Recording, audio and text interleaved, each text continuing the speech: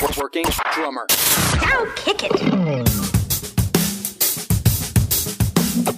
This is the Working Drummer Podcast, serving up perspectives, experiences, and stories from ground-level working pros. Advice, tips, and secrets on how to build a career in the music business.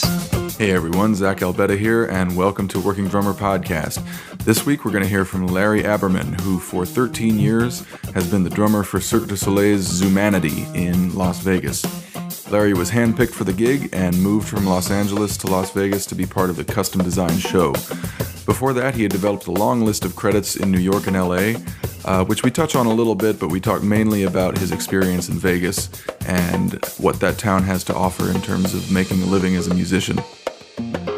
We are coming to the end of our survey at workingdrummer.net. If you're listening to this episode on Wednesday, December 14th, you have one more day to take part in it. Once again, go to workingdrummer.net and just click the pop-up to take the survey and be entered to win some great stuff from Aquarian Drumheads. We're sponsored this week by Sonar Drums, and let's hear a little more about that from Matt Krause. We all love vintage gear, and I bet you know someone that owns an old Les Paul or maybe a 56 Fender Strat that never leaves the home. And the question is, why do we love this gear? It looks cool, it gives you that warm, handcrafted tone, and often brings a unique vibe to the music. Of course, it has its limitations, and if we're talking drums, we run into problems like its fragility, limited tuning. So where am I going with this? Well, once again, I went back out to KHS America in Mount Juliet, Tennessee to spend some time with some vintage gear. I'm talking about the Sonar Vintage Series kit. I had seen and heard these at Summer NAMM, but now I had a little one-on-one with these beautiful drums.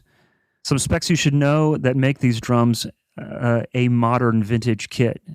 The shells are that hand-selected premium German beech shell with rounded bearing edges. Keep in mind, this comes from the same forest of beechwood trees that were used in the manufacturing of Sonar drums from the 1960s. The recreated teardrop lugs are a big deal. They look and feel just like the original, but now it has Sonar's exclusive tune-safe system. In other words, they stay in tune. There are many beautiful finishes you can choose from, like the Vintage Pearl and my favorite, the Red Oyster. It looks, sounds, and feels like a vintage kit, but maintains the quality and reliability of a modern kit. You could really call this a modern vintage kit. So go to us.sonar.com to learn more about the vintage series and find a dealer near you. So you might not think of Vegas as a place for musicians to make a living, but as you'll hear from Larry, there's plenty of opportunity there if you have the right mindset, and especially if you land a long-running show like he did. Job security doesn't get much better than that for a drummer in any city. So I hope you enjoy this talk with Larry Aberman. Well, the show I'm doing, Zumanity, it started 13 and a half years ago, and I moved here for that. You've been doing that show for 13 and a half years? Since the beginning, yeah. That is a hell of a run. Yeah, it's unprecedented, really. Wow. And what, which casino or room is that in? It's at New York, New York. They built a theater for it. It's a 1,200-seat theater. Man, and that's like 6 nights a week? 5 nights. 5 nights. Yeah, we do 2 a night, so those 2 days you really need it to recover. You know? Man, wow. Yeah.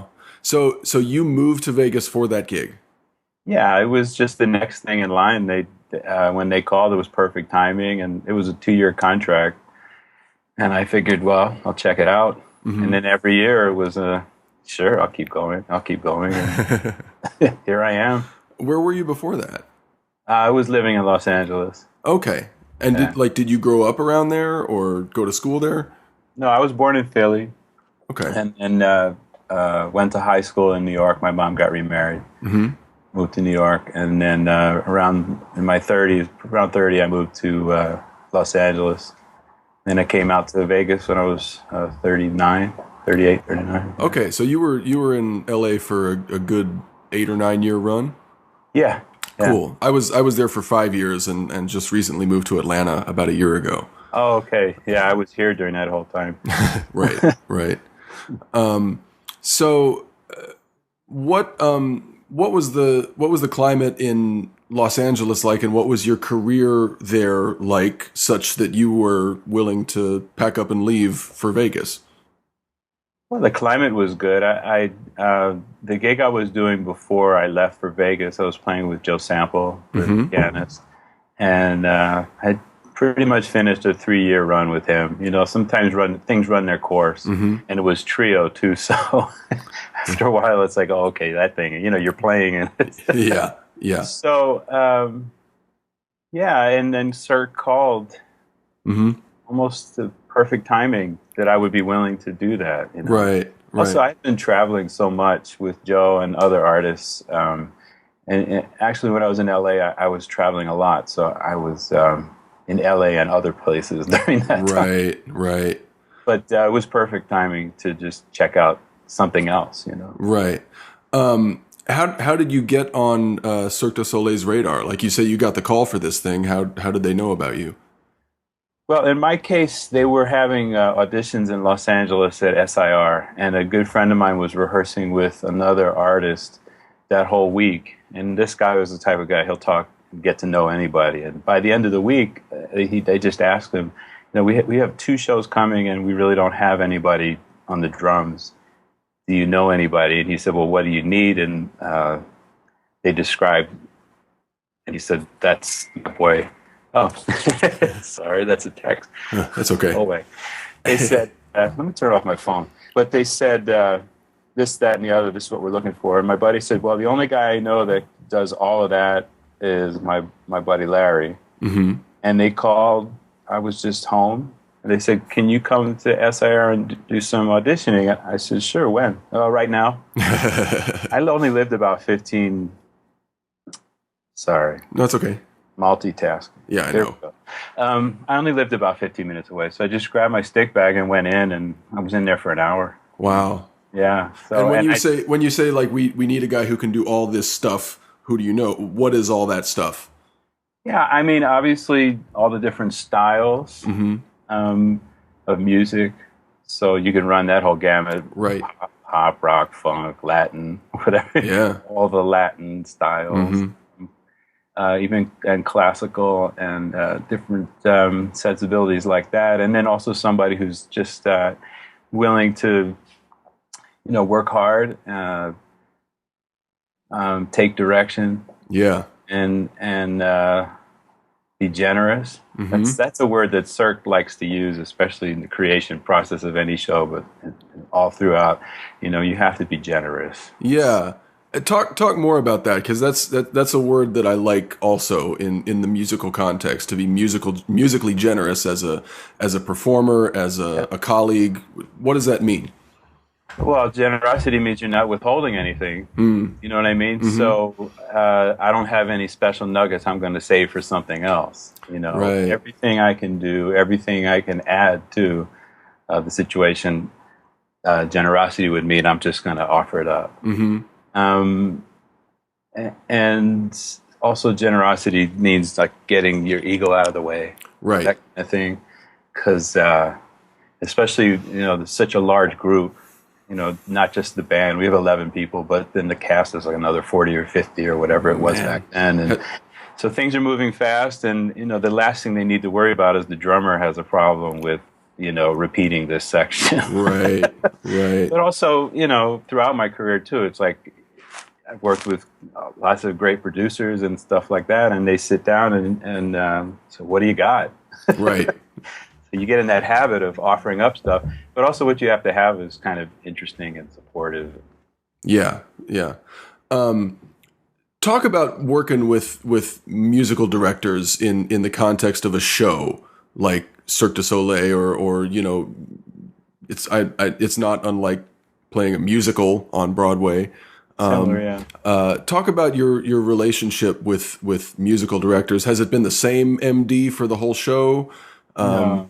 We've gone through 3 over the 13 and a half years, and each one was different, and each one challenged me in different ways. You know, sometimes musically, but also personality-wise. You know?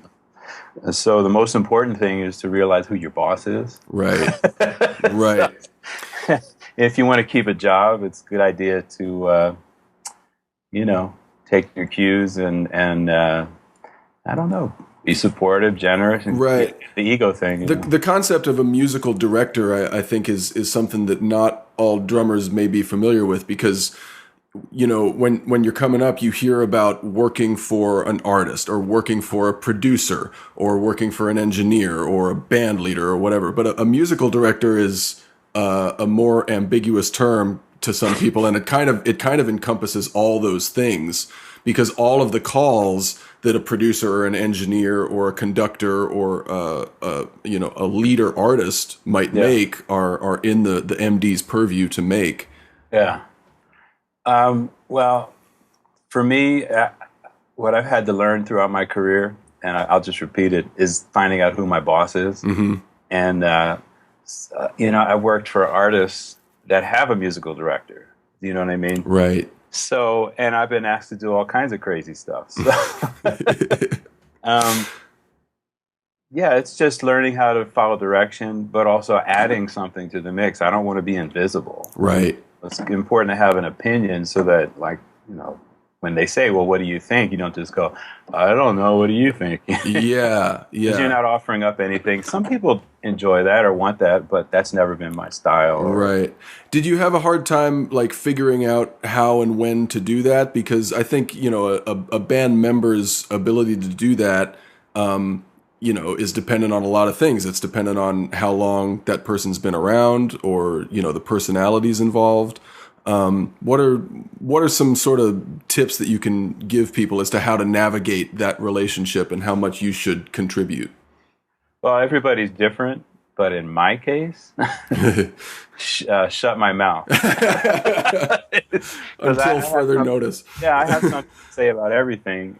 So over the years, I realized that, my mouth might be getting in the way of the production. Right. Production means you're taking something and moving forward, right? Mm-hmm. You're producing something, you're building something. So, trial and error, you open your mouth and you see, oh, wait, I don't have a job anymore. Goes from that dream to, oh, wait, nobody's really responding anymore. Or, oh, wait, Mm-hmm. So for me, it's just, I remember taking one gig and I was replacing a drummer, and everyone that was on the gig basically was saying, do you talk a lot? And you close your eyes when you play? So, having experience, I realized, well, the last guy was probably talking a lot and had his eyes closed. And the guy whose gig it was didn't like that. Yeah. So for at least the first 6 months of that gig, I don't think I spoke much. Right. It was hard. Right. I was just, and I had eagle eyes on this guy. Yeah. Yeah. To the point where I'm sure he's looking up, checking to see if I'm looking at him. He's like, why is this guy always looking at me? Right. Right. So you take your cues, Yeah, I had a similar experience during my time in LA. I played at Disneyland for 4 years. Run into Jimmy Ford? Oh, yeah, man. He worked on my drums. I love Jimmy. I went to high school with Jimmy. Did you really? Yeah. Man, what a sweetheart. Yeah. Everybody check out Ford Drums, man. Jimmy builds beautiful drums. Yeah, yeah. I have one around here. Do you really? Yeah. A snare? Yeah. Oh, cool. Cool. I couldn't not have a Jimmy Ford snare. Nice. But talking about taking direction and keeping your mouth shut, Disneyland was a crash course in that for me. Because I think I'm an opinionated dude and not real shy about giving my opinion. And obviously you try not to do it in a rude or aggressive way, but I just, for most of my life operated on the assumption that people were interested in my opinion. Which, I found definitely not to be the case at Disneyland.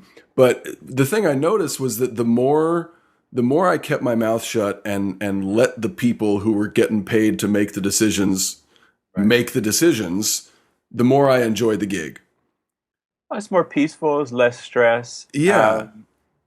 Disney's like Cirque. It's a corporation, so they have very strict guidelines as to how they want their workers, their employees to perform. Yes. But, in a microcosm, I've made, records with artists that are well-known, with producers that are, and they're good friends of mine, well-known, whatnot, and we'll do a take, and the producer goes, all right, that's great. And, okay, great. I walk in the control room, and the first thing out of my mouth was like, I didn't really feel comfortable with. I didn't really, and the artist is right next to him, and the producer's like looking at me like this. He likes it. Yeah. You know? Yeah. So, keeping my mouth shut sometimes is important, just one-on-one, man. There's no corporation. There's nothing. I'm just working, making, creating something. Right. Very personal. Man, that they really want me to go for it. Yeah. Especially when you're making a record or cutting a song. And the flip side of that is when you feel really great about something, and the producer or artist or whoever says, "Nah, I didn't like that. We got to do it again." Well, that happens. Yeah. Right. But like you gotta not be hard on yourself when you don't feel great about it, and not congratulate yourself too much when you feel good about it, because that might not be the one.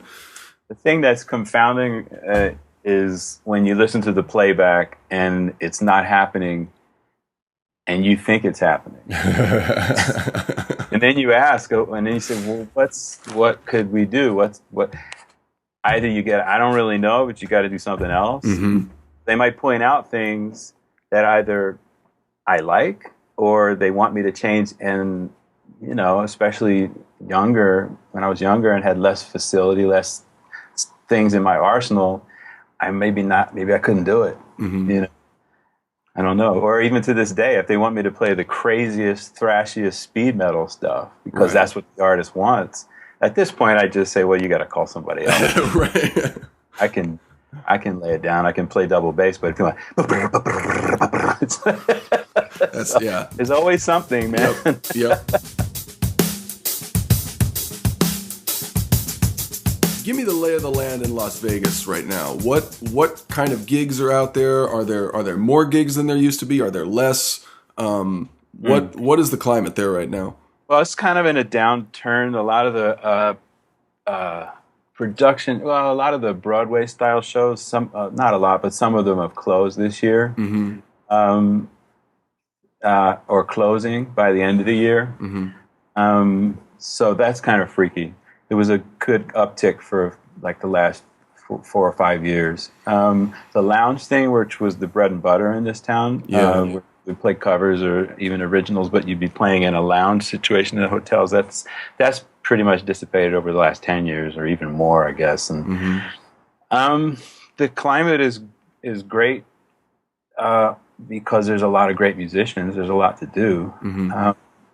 But I think the climate in Vegas is similar to everywhere else in the world. It's there's pockets of people that are very successful, and there's pockets of people that are scuffling, and there's pockets of people that are in the mid-level. Right. My take on that always is just, we're musicians. I mean, we don't have a choice. Yeah. We have to play, man. Right. Even if we have gigs, that aren't playing, we're not playing music.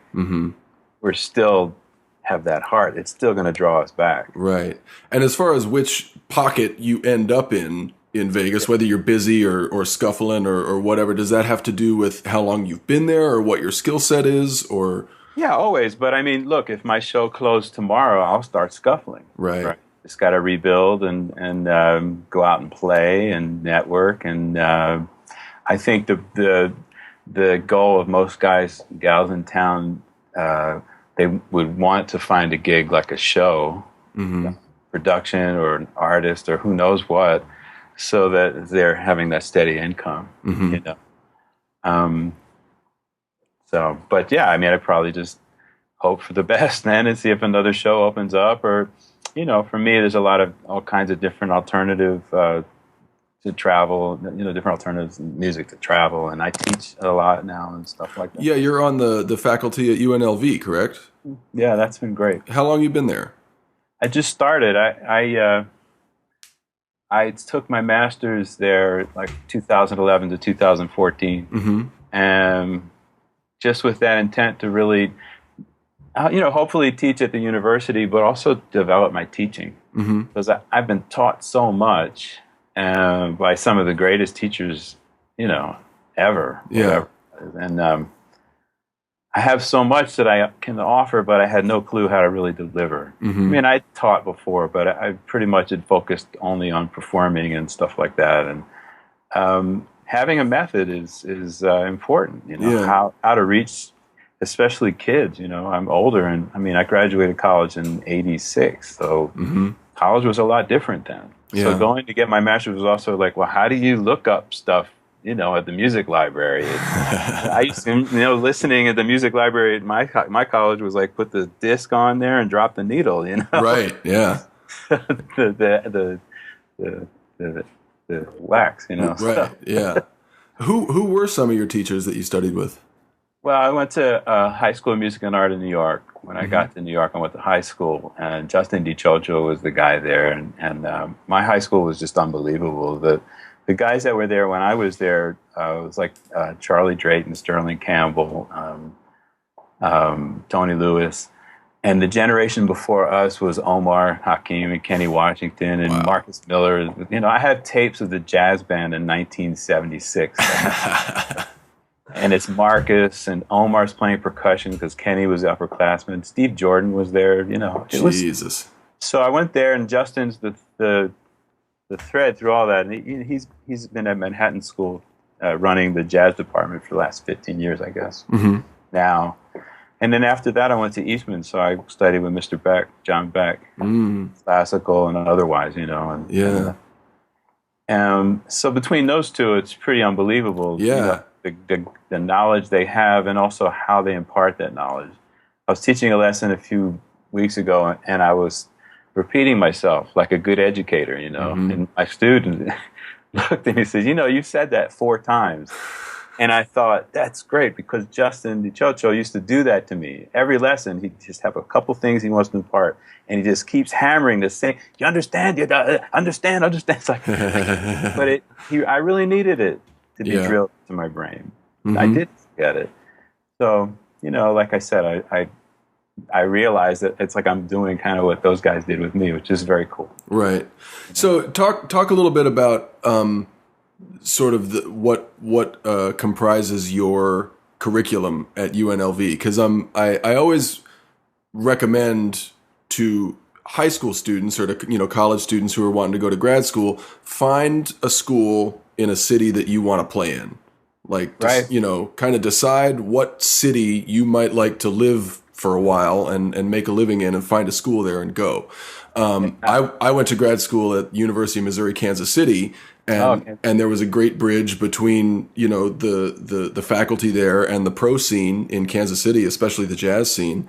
Right. So I'm wondering at UNLV, how does the fact that you're in Las Vegas with this huge infrastructure for music affect what you teach there? Well, it affects what I teach there. You know, I just wanted to say, you know, UNLV in the catalog and all that is pretty much promoted and as a jazz school, you know, but the consciousness now is that it's going to become more of a contemporary and jazz music school. Dave Loeb there, he's actually on sabbatical exploring that more and more, because that's the whole hook. You know, you come to UNLV, you're in Vegas, your teachers are all on the shows doing the scene.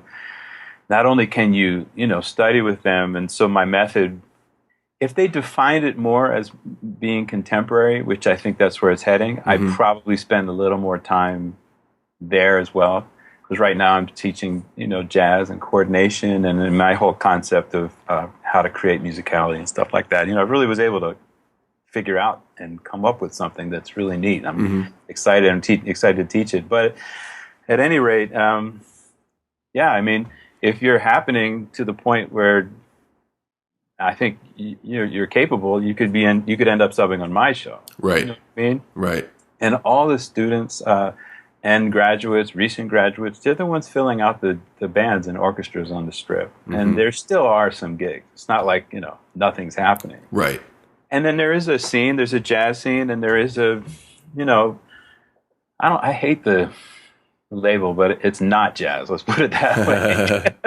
I don't know what you call it. You know, it's elements of everything. But there's a whole bunch of guys doing really interesting stuff. You know, and then there's a rock scene too. I mean, you know, a lot of rock bands are coming out of Vegas. That was another question I had. Like, in addition to the Strip and all those gigs, what is the local scene like? What are the generative sort of venues, and what artists and bands are coming out of Vegas? Well, I could, you know, just Imagine Dragons and Help me. I can't. I'm just thinking of the name of their album. Oh, I can't. I can't help you. It's your town, man. Oh man, that's so funny. I'm blanking on their name. But at any rate, they're a major rock band. It'll come to me in about a half an hour. Yeah. After we're done. There's lots of rock clubs and like any scene. Mm-hmm. There are a few places to play jazz. There's a whole bunch of guys that aren't in school or doing shows that are just, creating and writing music and signing record deals in varying degrees and putting their music out and stuff like that. It always went back to what I was saying before. It's like once you have that bug, once you are involved, it just comes out of you. So, and I don't think that'll ever go away. Mm-hmm. Doesn't matter what happens. Yeah. Expressive people that want to express themselves that way are always going to have to do it. Right. And I always use the word have because it's not like a choice. Yeah. It's never been a choice for me. Oh. Those of us that do this for a living, it's not. You better love it, man. What now? You better love it. Absolutely. I forgot who said it, and I've brought it up before on this podcast, but there's a great quote from an educator who was, I think it was like a jazz master who was giving a clinic, and he told a room full of students, if there's anything else you're interested in doing. Oh, it's Tommy Igoe. Was it? Yeah. Okay. It sounds exactly what I know where you're going to. So do it. Yeah, if you don't want to music, get out. Yeah, right? Not a jazz master per se, but Tommy Igoe. I was thinking it was older, like Art Blakey or something. Well, we're kind of old. No, but but that sounds like him. Yeah, he said if there's anything else you're interested in doing, go do it. Go do it, man, because this thing will waste you. Yeah. If you don't have that disposition. Mm-hmm. I have friends that have stepped out of the game, mm-hmm. To do something else and said, I'm not going to play any more music. Guys I grew up with or whatever, they always end up going back. Do they? On some shape or form, yeah. Right. Absolutely. They don't leave it behind entirely. No, I don't know. Yeah. I mean, I do know people that stop playing, but there's always that soft spot, man. Right. But yeah, if you don't have it, if you don't love it, get out for sure. Yeah. I've lived in a few different cities, and every one of them had a price of admission. There was good stuff and bad stuff about every city that I've lived in. What is the price of admission in Las Vegas? What do you have to deal with? Oh, Vegas is a tough town. So there's not a lot of time for BS, mm-hmm. And I grew up in Philly and New York, and you'd think, well, those are big cities and blah blah blah. Mm-hmm. So I find Vegas to be pretty even tougher in a way. Like people are very skeptical about what's this guy doing, what's he trying to get, there's a lot. If you come with ulterior motive, like I'm going to show up and I'm going to take that thing. It's going to shut down on you immediately. Right. Right. So whereas in LA, if you show up, I found like when I came to Los Angeles, I had a lot of credits and a lot of stuff that I had done in New York that was pretty attractive to get me hired. And I took meetings with producers and talked to guys on the phone, and they were all like, it was almost like they were going to hire me in 4 hours. Mm-hmm. It was so nice and so. Because it was like they're trying to engage whereas in Vegas, you don't run into that. You call up, you're trying to hustle. If they feel it, the hustle's over. Yeah. So like any town, you want to open any doors, you just got to go play. There's mm-hmm. places to play. There's jam sessions and you just go play. Mm-hmm. And if you play your ass off, people notice. Right. I've seen it happen. I hadn't played jazz music in like 20 years. I was pretty much, involved in pop and all, but straight ahead and big band. I did a lot of that at Eastman and stuff like mm-hmm. that. And out of the blue, somebody called me to sub because he knew I went to Eastman in a rehearsal band. And then that's how I cultivated my whole thing. But I would see guys come into town to play in this rehearsal big band. And the ones that could really play, like the old timers in the big band, would stand up and go, "You're going to work a lot in this town." could see it immediately. Yeah. Whereas for me, it's somewhat of a slow burn. I've been connecting and stuff like that, but I've been kind of, connected to my show so much. But, getting out there and hanging out. It's also, I have kids and stuff, so I'm waking up early, taking them to school. And Right. I play 2 shows. Hanging out afterwards sometimes is tough. Yeah. Especially the kids are young. Now they're a little older. I get out. I've been getting out and spreading my wares. And, Yeah. That never ends, man. Like, you've been in Vegas for 13 years and you've had the gig and, you still have to get out there and show your face and make the hang sometimes so that people don't forget about you. Well, they laugh too because like, oh, Larry, here's Larry, he's hanging out. Like it's sadly, like if you lose the steady gig, you're going to be hanging out a lot, and everyone knows it. Yeah. But at the same time, like I said, if you can play, if you bring it to the table, people want to play with you. Yeah. People want to work with you. People will hire you. Right. So you took that in a completely different direction than I intended it, which was great, because there was great info in there. But what I meant when I was talking about the price of admission was just day-to-day life in that city. In LA, you got to deal with the traffic. In Kansas City, I had to deal with the fucking weather. Like, is there something about living in Vegas that makes day-to-day life just a little rough? Oh, yeah. Well, I mean, you mentioned the weather. 4 or 5 months out of the year, it's scalding. Yeah. So it creates kind of a vibe. The heat does? You spend a lot of time indoors, so you get that shut-in feeling. Because it's really hot. Like at night, it's still hot. Yeah. Baking hot. I worked here in 94 once for a month. And I remember walking, it was at the old Desert Inn, I would walk to the gig, and it was in July, and it would be 105 degrees, and I'm walking, and I'd never experienced anything like that. Yeah. So it's somewhat oppressive. So that affects the vibe, the price of admission. Those are things that, when I was in New York, I was carting my drums down Bleecker Street in the snow, right? After I found a parking spot 3 blocks down. Yeah. This is like a different thing, man. You sweat so much that you better drink 3 liters of water, in the next hour, or you're going to get dehydrated. Right. Other than that, I don't know. I mean, the price of admission, cost of living is pretty low there, right? Pretty good. Yeah. Pretty good. Yeah. Much lower than Los Angeles or New York I mean, like at certain times, my wife and I would look at each other and go, maybe we'd go back to New York, or it's just so cost prohibitive. Yeah. Kids and all that stuff. Even more so now, I think. Yeah, it's crazy now. Yeah. It's crazy. All my friends that live there, the New York that I knew is gone. You're right. Right. You're definitely not the first person I've heard say that. No. And even all the studios, everything has changed completely. Yeah. I have my studio, and everybody's got their studio, and I enjoy it. But the whole scene that I knew when I was there was, that's all gone.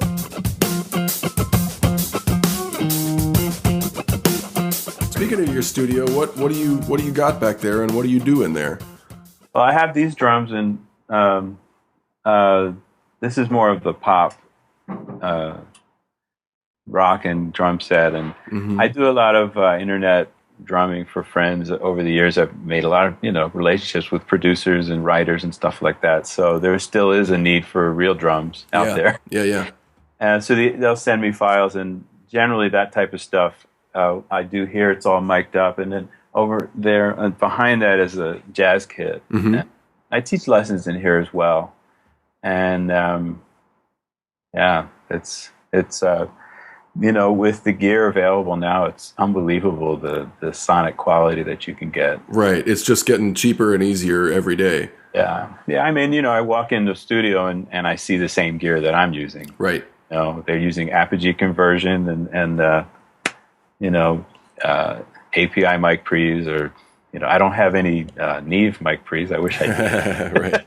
I remember when I was buying stuff and I was interested in mic pre's, I wrote all my friends and guys that I respect and whatnot, and I would get these, some guys are real tech heads and whatnot. And, really well-known drummers, you know what I mean? Mm-hmm. I'd get paragraphs of this, that, and the other. And one guy, Steve Ferroni, he just wrote back one word. He just wrote, Neve. Neve, that's it. And he was right. I can go through all this stuff, but if I had some 1073s all in a row, I'd be happy. Yeah. Yeah. But have you done much touring work out of Las Vegas? Is that, you obviously have to, sub out your show to do that, but yeah, Cirque is an interesting animal with the subbing thing. Their whole philosophy is like, look, we hired you. We didn't hire a drummer, so we want you at every show. Right. Which that's a difficult pill to swallow, But when I first started the job, the other 2 Cirque shows that were here had a percussionist. So if something happened to the drummer, the percussionist could move over and they could play the show. Drums.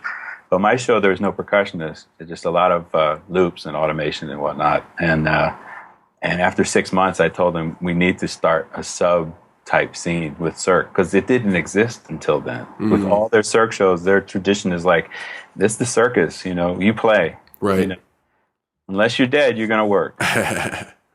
And I said, that's fine, but I'm playing 10 shows a week, pretty much every week of the year. Yeah. We have 4 weeks off, which I'm not complaining. It's great. But the responsibility, especially in my show, I had to really have a sub thing implemented. But yeah, there were a bunch of different times where either artists I had worked with or guys I'd worked with that were working with an artist, and one was really sweet, but it was like a 6-month commitment or something. And I tried. I went to the artistic director and said, so-and-so wants me to do this, and that, and the other. He says, well, we need you here. Right. And it's not like they don't pay me money. So, yeah. So as long as I want to work within the parameters of that, if I don't, I can leave. But then there would be no guarantees that I could come back. Right. They'll find somebody else. It reminds me of a funny quote from Duke Ellington. And of course, I saw it on Facebook, so who knows if it was really Duke Ellington. But he said, people ask me how I create loyalty among musicians. And he said, I pay them money. That's exactly right. Especially in a situation, we're talking about working drummer. Yeah. When I was in Los Angeles, it was there was a lot, and there always will be everywhere, a lot of gigs to play for connections and exposure. Yeah. They pay you nothing. But you get to work with so-and-so, or you get to be seen at such and such a place or whatever. And, for a few years I was doing that, and, it definitely helps with networking and all that. But I think it was the year 1996. My New Year's resolution is if you see Larry playing drums, he's getting paid. That was, I had to stick to that. Yeah. And can you come down and do this, that, and the other? What does it pay? Yeah. I had to put the word out. It's like I'm not just the free guy. Right. So, yeah, it was tough, Have you stuck to it ever since? Yeah, well, because of that extreme, things shifted. Once you put out there to the universe, like, well, this is how it's going to be. But if somebody says, "Hey, we're going to jam," and it's happens to be somebody you really admire, and it leads to jamming, leads to having his gig. Right. You don't say, "I'll jam with you for $20 an hour." So right. It's ridiculous. Yeah, a friend of mine at Disneyland, a great singer named Melanie Collins. We were talking about this, about like, what do you say yes to if the money's not there? And she said, I have 3 things. There's got to be good music, good hang, or good money, and I got to hit 2 out of 3. Yeah, absolutely. Absolutely. So. Oh yeah, 2 nights ago I did hang out.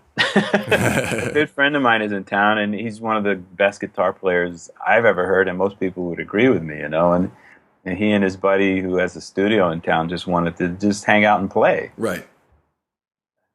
I'll stop the presses and go do that. It didn't occur to me how much money I needed. Yeah. I want to play with this guy. I love playing with this guy. It sounds like you were able to like implement, a sub program for your gig. Oh, it's on all the gigs now. Right. Yeah, no, I was the first one. They had never heard of that.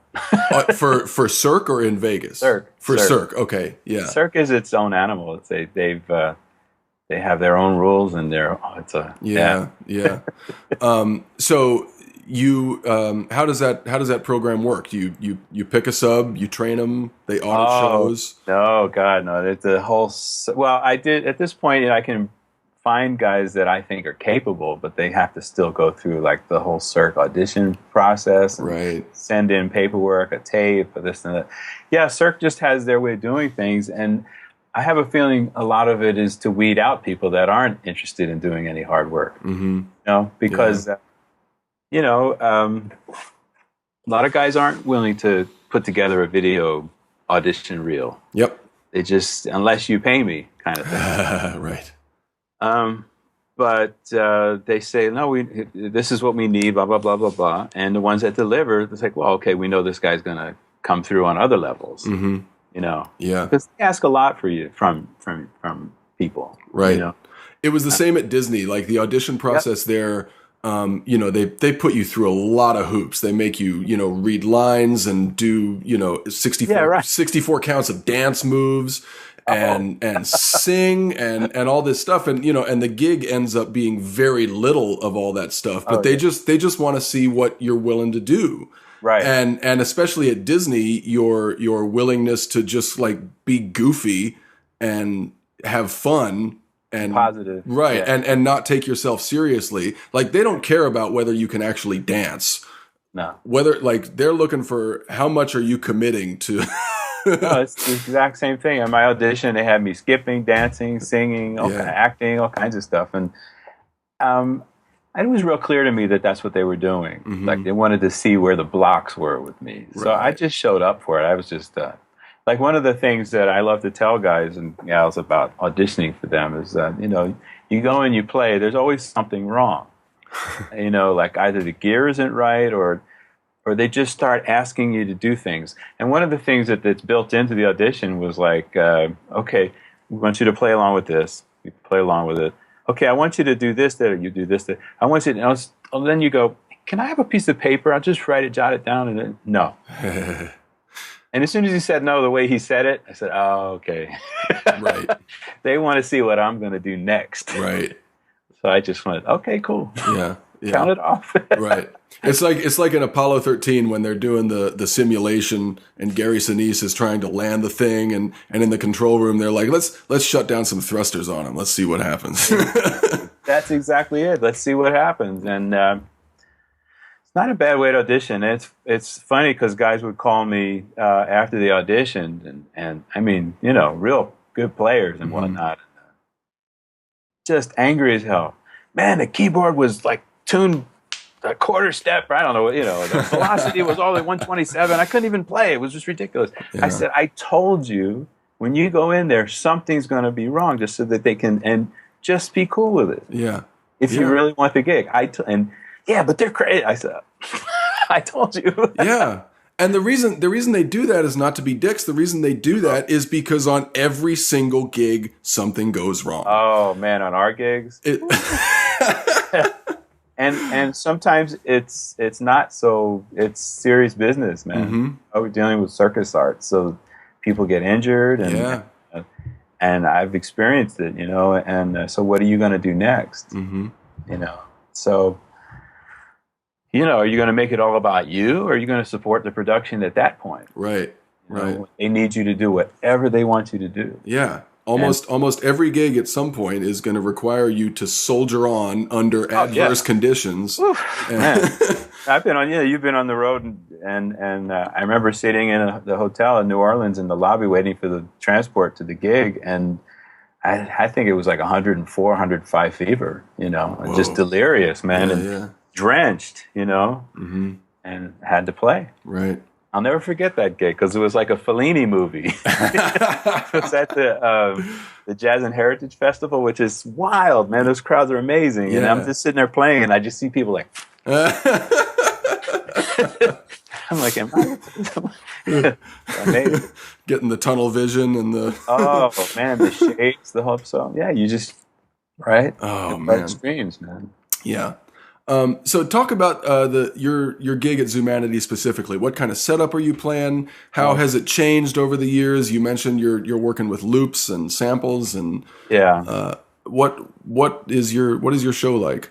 Well, I mean, it's a standard drum set, and I like have a rata. I play DW drums, so they make a octobahn kind of vibe. I really like that sound, and about 5 cymbals, something like that. And then I have a drum cat that's triggering computer loaded. I use Ableton. I started with Reason, just playing sampler on Reason. I have a sound card that's fast enough to just do that. It's like a Motu. And so I'm triggering some samples, some sounds on a couple of tunes. I'm playing effects, things like that. It's primarily for me playing drum set. That's kind of how it ended up. When we were in creation of the show, there was actually some question how acoustic was it going to be, and the composer kept throwing stuff that was somewhat acoustic oriented, and he needed the shading of acoustic instruments, not samples being played. And I told him, I said, I don't really think you can pull this off musically. With pads, with samples. Yeah. So we ended up using me exclusively as a drummer, playing acoustic drums, and so there's a band leader that's running Ableton, and so then there's all kinds of loops and right. So you actually had a hand in the conception of this show. Oh, big time! And we did a big reconception, I guess, 2 years ago. They really changed the show a lot, musically and otherwise, and they. I don't even want to say they lean on me. I'm just part of the unit. So and from my experience, I could see what needed to be done and you just do it. That's part of the thing. You don't wait for them to ask. You see the terrain and then you just offer it up. If they don't need it, it goes away. Right. That's the other part too. When it goes away, you don't go. Man, when we were making this show, it was nuts. We would work for 2-3 days on a really intense piece of music or whatnot, and. No, we don't like it. No. Poof. Right. And I'm up all night programming and creating sounds. And some of the stuff that I make in my studio or in my computer ends up in Ableton with the band leader. You know what I mean? Yeah. Or I end up playing it. It's always different.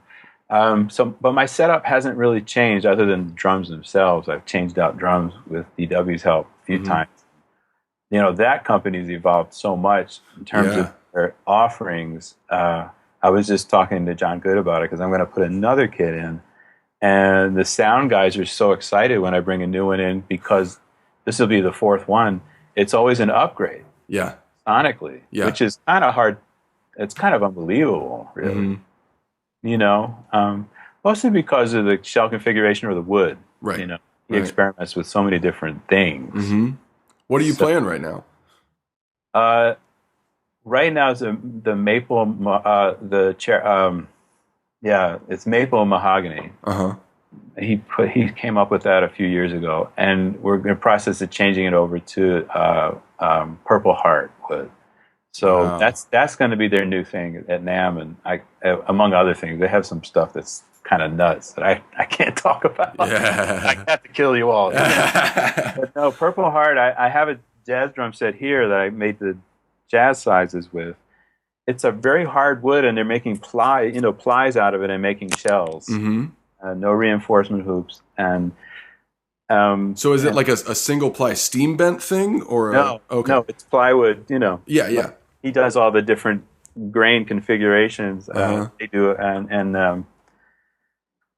I've never heard of purple heart wood. Where does that come from? Brazil, I think. It's Brazil. It's purple wood. That's so cool.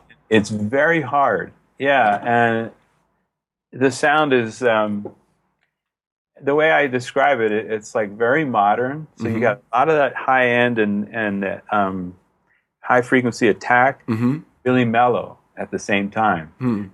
The maple mahoganies do that too. This is even more. So it's the perfect configuration for my show because, like I said, sometimes it's very earthy, acoustic, and then other times I'm just playing with,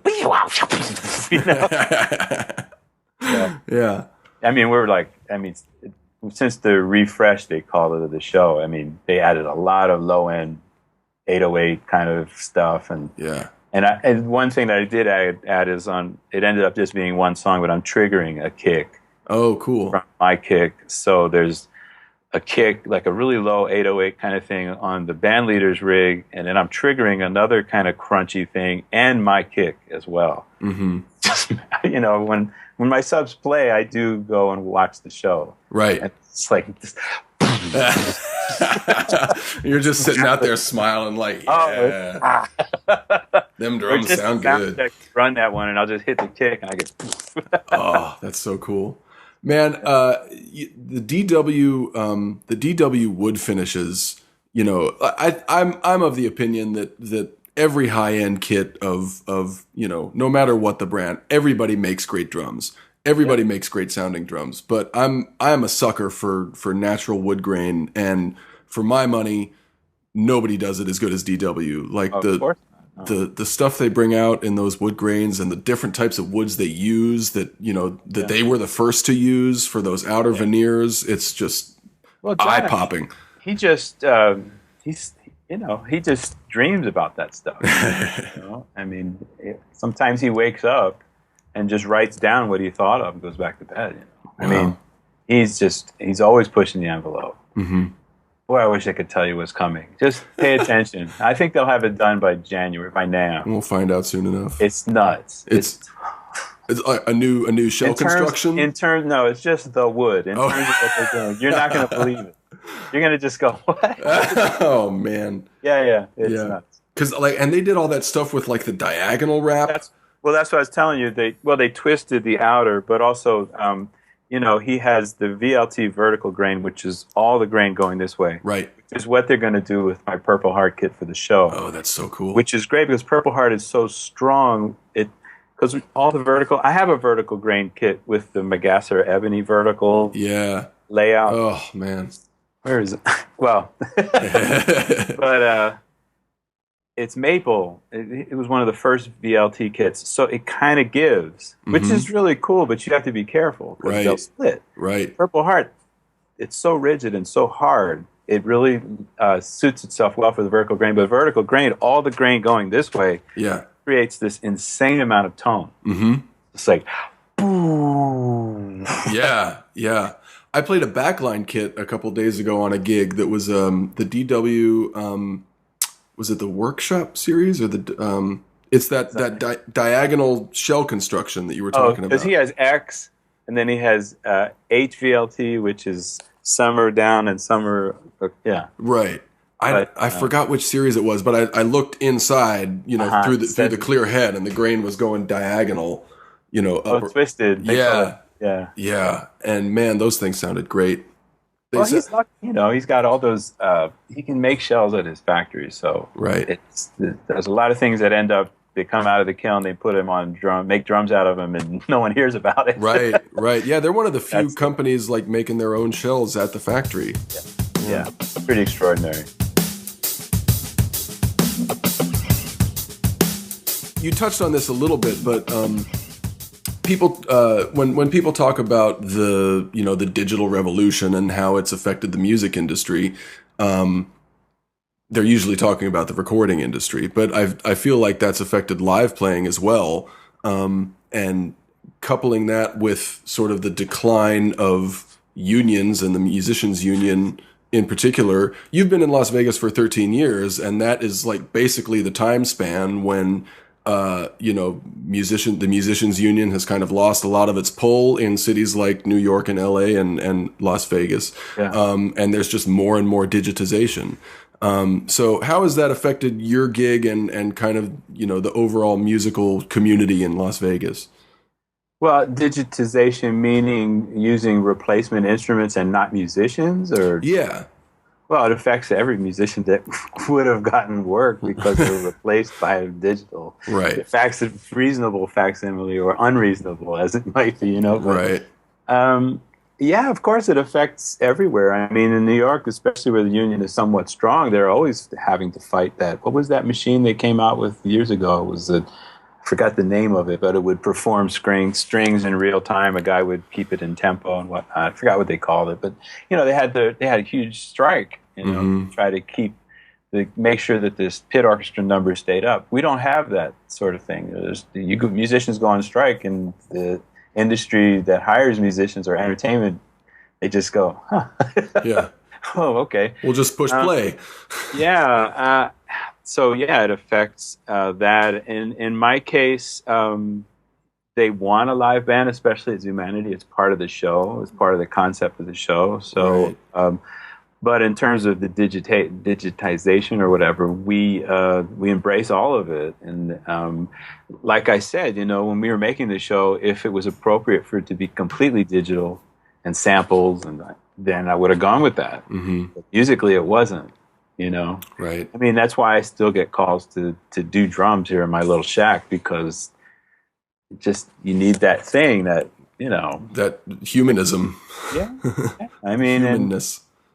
But I just try to stay open to whatever it is, man. I mean, sometimes I do tracks and I really spend time and get that pocket right with even a temp track to help them get a nice feel.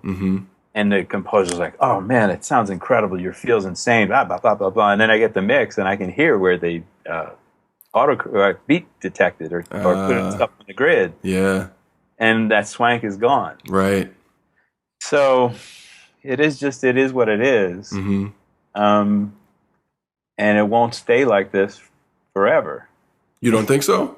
No, never. Everything is always coming back. It comes back in different shapes and forms, but no, music and art never stays in the same place. So, well, but I meant you think that the automation and the that'll always be around. Yeah, but how it's used and to what degree and the aesthetic of it all, I mean, right now, if you listen to pop radio, I can hear every vocal being corrected. Like Bruno Mars is an incredible singer, right? But I can still hear them using Melodyne or Autotune or whatever on him sometimes, and I'm like, well, why would you do that? Yeah, why? Well, it's an aesthetic, It's just everything else sounds that way, right? So I saw that 20 years ago. Even one artist I remember, and I was listening to mixes of his record. It was the well-established group, and the vocals had that a little bit of that, and yeah. Well, everybody's doing it, so Right. Yeah. Well, my point is, after a while, people are going to get tired of that. It just happens. It goes back. So, will it go away completely? No. Yeah. But I don't know.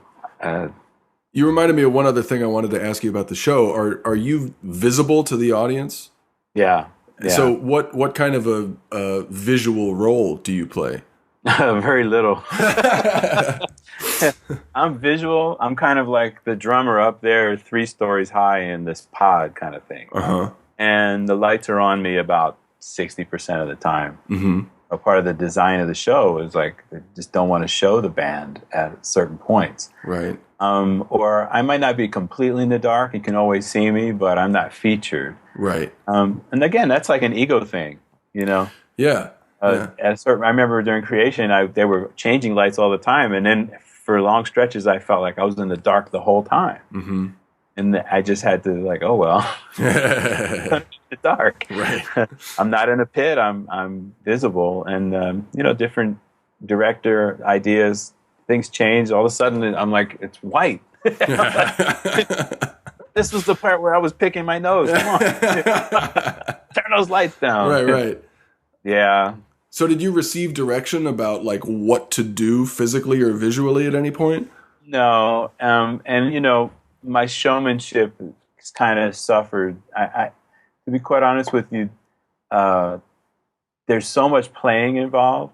When I first started doing the show, some of the stuff's pretty rocking. And I was like, man, my neck. Oh, wow. Oh, when you go out and play with a band on the road, you might do 5 shows a week. Yeah. For 4 weeks, 6 weeks, maybe 2 months.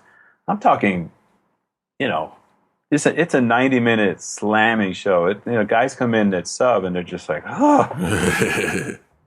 I've had to really figure out how to play it without hurting myself, you know. Yeah, talk more about that. Like, what are some of the physical challenges that you've come across with this show? Tension, you know. Luckily, because I studied with some good teachers and learned some good technique, ideas, and concepts, I've been able to circumvent a lot of issues there. Tension is the killer. So learning how to play, you know, and I get a lot of practice playing like the fifth number of this show, where by then everything is like this. Learning how to let all that go and get the same sound without any tension. Yeah. And, you know, I'm a big let the head do the work for you, make the stroke. There's going to be some reaction, rebound, follow that rebound. Right. Don't stop it and pull it out. You know, every teacher I've ever had, you know, Mr. Beck, to the point where it's like lift the sound out. It's always get inside the drum and lift it out. Yeah. That's been very helpful. But yeah, how do I play this, get the same sound without being intense? And to be honest, when I was coming up, I knew all that stuff, but I also, when I was playing, I just wanted to have that feeling of intensities. I even put tension into right. Yeah. And I thought, if I was playing like a marshmallow, boy, that's kind of lame. It's not intense. There's no intensity. Right. I had to let go of that notion. Yeah. And learn how to get that sound, but not have that. Right. Well, I think when you're young, like there's two things. First of all, you don't have the ears really to tell the difference, you know, between tension and looseness, you know, in your own sound and the sound you're getting out of the drums. But your body is also kind of invincible, and if you want to abuse it, you know, it'll bounce back the next day. So, you know, I've noticed this. I'm 36, and over the last few years, I'm paying attention to the same thing. Like, I'm noticing tension in different parts of my body, not just my hands or feet, but like in my jaw sometimes. Yeah. And I'll have to consciously just like, you know, this tension in my jaw is translating to the rest of my body and into my brain. Yep. So I've got to be careful about that. And like you said, using the rebound, and just letting your hands flow. One thing I've always trying to keep in the back of my mind when I play now is this thing Keith Carlock said about his stroke. And he was talking about his signature stick and how it was designed for his stroke or whatever. But he said, whenever I play a different stick, I just don't get the right throw. Right. And the fact that he used the word throw, I heard him say that, I was like, oh, that's, you know, so I just started thinking of my stroke, not as a stroke, but as a throw. Right. Well, it's whatever image works, you know. Yeah. A lot of times I think of Omar, because I always feel when he plays, it's so open, and he's coming from that type of thing, but it's not to the point where he's not laying into the drums at the same time. Right. It's that perfect balance. You know, to be clear though, there are times where tension and all of that is so important. It's just, for me, on the long run of getting through 10 shows a week, I have to pace myself. I have to be aware of that stuff, because what happens, you get tension, then you get injury. Right. You know, and then I get repetitive stress issues and all that stuff. And luckily, because I have my training and realizing things like that, I'm able to continue on for 13 and a half years. And right. I don't really have, you know, I don't want to find a nice wood drum. I don't really I don't want to jinx it, but good shape, you know. And I'm 52, man. So, you know, when I took the Cirque gig, I really didn't know what kind of music it was going to be. They didn't tell me anything. Right. So I kind of thought it might be kind of thing, and I'll just play off. And honestly, like I said, I was playing with Joe Sample the last few years. It was kind of winding down. I was playing like jazz trio, and it was more acoustic oriented. I had been playing so much pop and rock and funk and whatnot, and kind of winding down. I thought, okay, I guess this is where I'm going. Yeah. And I get on this gig, and it's like, so okay, it's on. Yeah, I had the same experience. Like in my years in Kansas City and LA, I played mostly jazz. You know, not super intense, loud settings most of the time. And as soon as I got to Atlanta, I started playing a bunch of blues and funk. And it was like, man, all right, gotta muscle up. That's it. You just do what's in front of you. Yeah. You know? Yeah. Well, cool, man. Thanks so much for talking with us. It was great to hear about Vegas. You're our first Vegas drummer to be on the podcast. That's great. Yeah. Thanks a lot for doing it. My pleasure, man.